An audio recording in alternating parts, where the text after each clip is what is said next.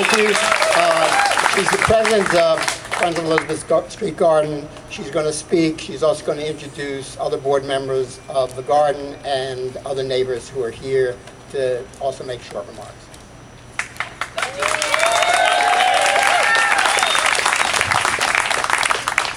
Hi, good afternoon. Good afternoon. Look at this crowd.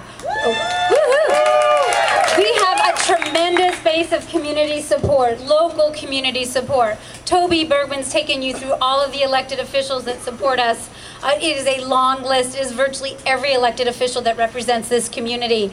We also have former Parks Commissioner Adrian Benepe, 16 parks and community organizations, many of whom are here today. We have 596 acres, we have lungs, we have Citizens Committee, many, many more. But what I want to point out, and you're wondering what these boxes are, we have 4,500 letters in support of saving the garden.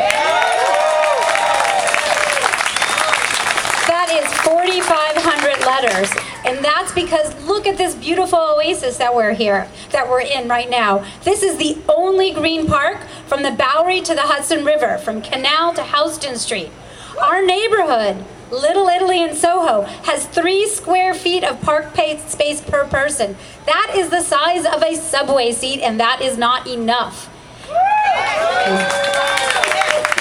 And the New York City Parks Department, on official New York City websites, say that this neighborhood is underserved by open space, yet another city agency wants to destroy this garden. How did this happen? It's a behind-the-scenes deal. We've already talked about it. We'll talk about it again. A behind-the-scenes deal tied to the spur rezoning, a process with no public review or discussion whatsoever. And since learning about this secret deal, Community Board 2 has held 4 public hearings. And guess what? The overwhelming support and sentiment has been for saving the garden. More importantly, there are affordable housing alternatives. We have a picture here, this black and white picture of CB2 recommends the Hudson and Clarkson Street site. It's 25,000 square feet. It is a gravel-filled lot with nothing going on, a chain link fence around it, and 5 times more affordable housing can be built here without destroying this garden. And is